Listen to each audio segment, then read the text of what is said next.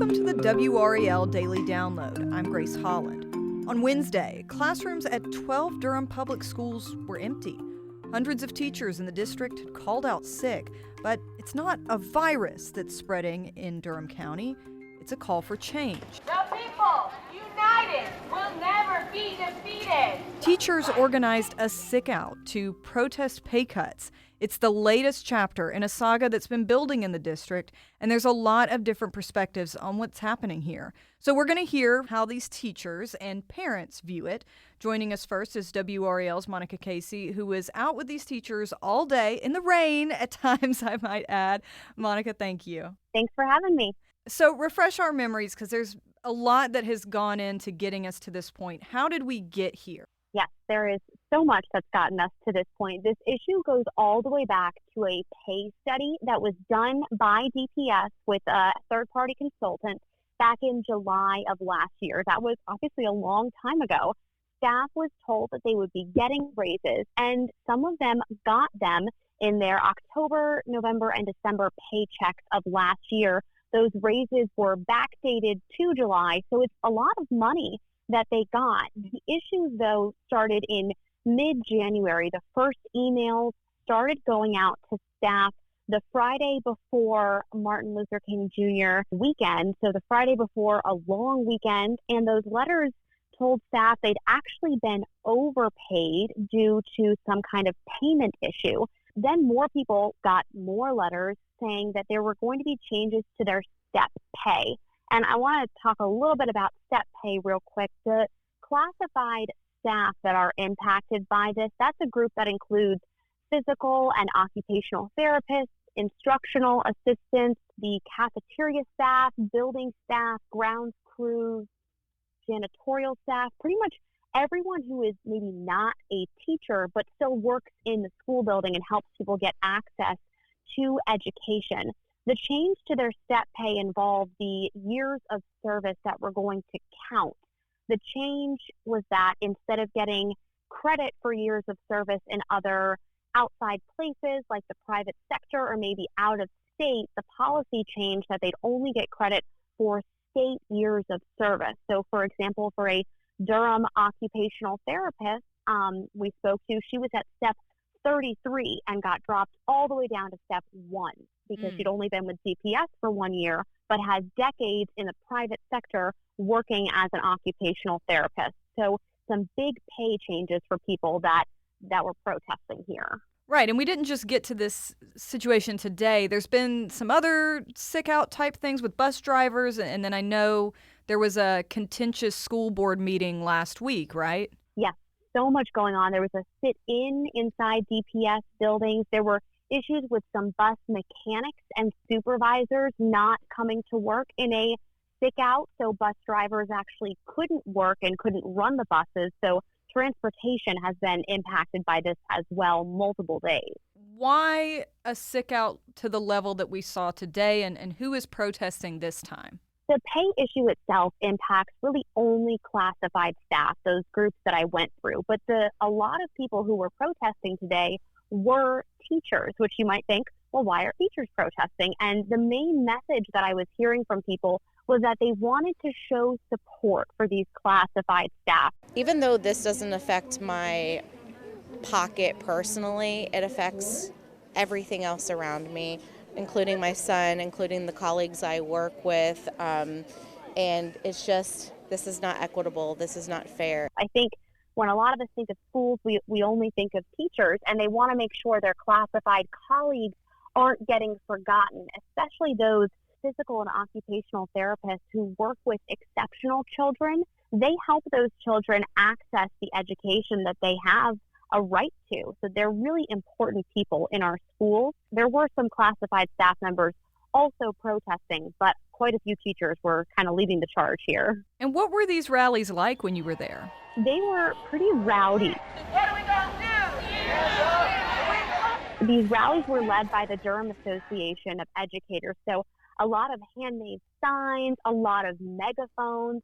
The first rally was in the morning at the Staff Development Center, and we estimated probably about 500 people were there. And obviously, that's a huge number, but I want to point back to last week's school board meeting Thursday night, the DAE, the Association of Educators, they said that there were 1,000 people at that meeting outside, and I believe it. It was packed. So this rally was a smaller version, but still so many people. And you mentioned they were out there in the rain. It was cold. They marched around the building. And then in the afternoon, for a little over 2 hours, another group associated with the Association of Educators, some different faces, came out this afternoon picketing, walking around the Central Services building, which is in the heart of downtown. It's where the school board sometimes meets, sometimes they meet over at the Staff Development Center. So both of these buildings pretty recognizable to DPS employees. How are these teachers feeling about the fact that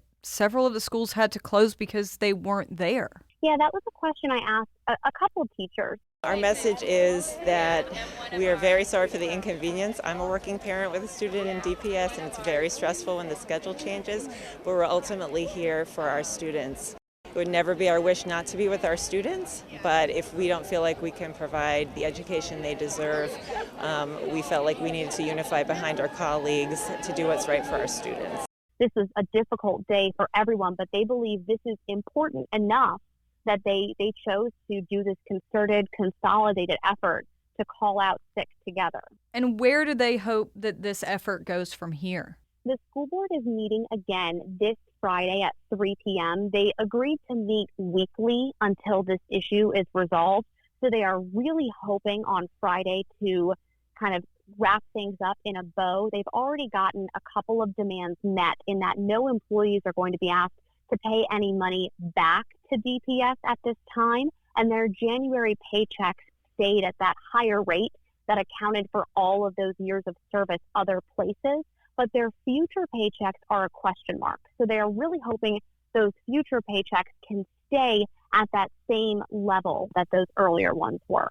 All right. Well, Monica, thank you so much for joining me. After the break, we'll talk to WRAL's Eric Miller about the parent side of this protest. Eric, hello. You just got back from Durham, and you were talking to parents about the effects of these teacher protests. So thank you for being here. Yeah, thank you for having me. Where did you meet the parents of kids at these 12 closed schools that you were able to talk to today? You talked to a lot of parents. Yeah, we did. We were able to talk to 6 different parents over the course of this afternoon, interviewed 2 high school seniors as well. And it was a mix. Some folks we met out there on the picket lines protesting with these teachers, with these classified staff members. Everyone I know, including myself, is just horrified by the situation because, you know that public schools are underfunded, but it just takes one situation like this to really break the system. Others were folks that we had found through social media, people who had complained about the impact this was having, on their day or on their kids' education. Wow, so some of these parents were out there with the teachers then. Yeah, and that was the overwhelming sentiment from everybody we talked to. I mean, this has been tremendously disruptive for a lot of people's lives, as is the case every time all of a sudden your kid's out of school. But where these parents placed the blame was very consistent, and that was with the school board and with the superintendent. And what do these parents understand about the pay issues and very complicated stuff that's been going on in the district that these teachers are protesting against? It is very complicated. And I think for most of the parents we talked to, there is a general understanding of what's going on, as in these folks are out here protesting, pushing for better pay, pushing for better working conditions. Some folks had heard more of the backstory about how exactly we got here, the issues that specifically applied to, say, classified workers or say specifically what the teacher side of things was. But they generally have a sense that these are folks who are taking care of their kids, who are trying to push for better living and working conditions.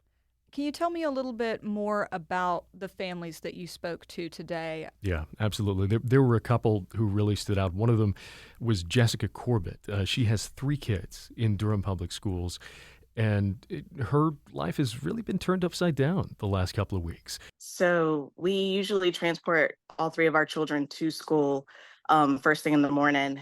And then usually by 12:30, we're getting a phone call that buses will not be bringing them back home. So that throws off the whole rest of the day. I work in Raleigh. My husband works 3rd shift. So I have to call and wake him up to make sure he's aware that he has to drive to the schools to pick them up. Monday, when we took our children to school and we got the message yet again that buses would not be running, I informed their teachers to please send home computers and worksheets that they could work on throughout the rest of the week so that we know they wouldn't be falling behind and that they would be getting some sort of instruction. But until something is resolved, they will be staying at home. Now, despite that, they still say they stand with these teachers. They stand with these staff members, even if it is inconvenient for them or frustrating for them in the short term. The teachers, the bus drivers, the custodial staff, they mean so much to us because they make our children feel safe when they are at school. They take care of them while they're there, and they shouldn't be taken advantage of by no means. And that was a very consistent theme for the folks we talked with. You were telling me you talked to some students as well.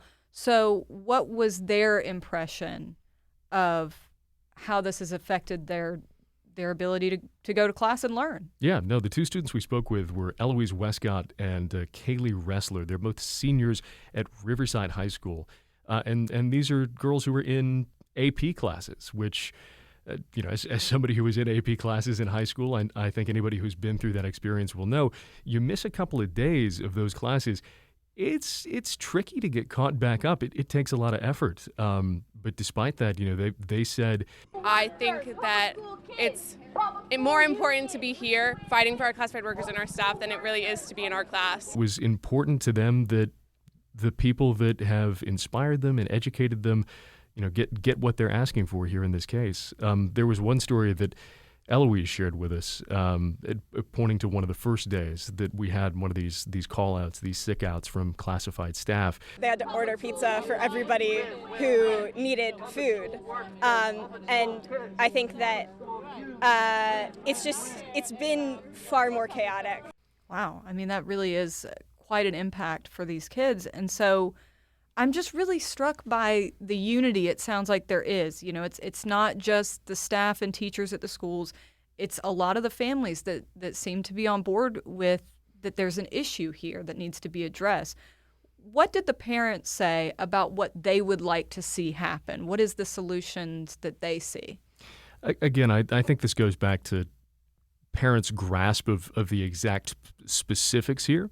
And the fact that most folks, I think, have a general understanding, but not a specific understanding necessarily of what's being asked for by both teachers and by classified staff. The district really needs to do everything in their power to take care of their employees, to honor the mistake that was made, or either cut everyone's pay of all DPS staff, including administration that made the mistake to begin with. In general, I think it's safe to say that parents want the school board to do a better job of trying to listen to what it is that the DAE, the union in this case, and all of these staff members are asking for in this case. We heard from one dad who didn't want to go on camera, didn't want us sharing his name, but he said, in his opinion, it's really on the school board at this point. It's like, hey, if this isn't your fault, if this isn't your mess, you need to do a much better job of explaining whose fault it is exactly that has resulted in us ending up in this place.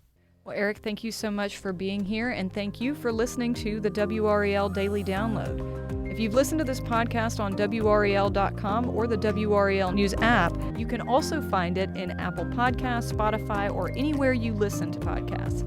Follow the show so you don't miss an episode. Thanks for listening.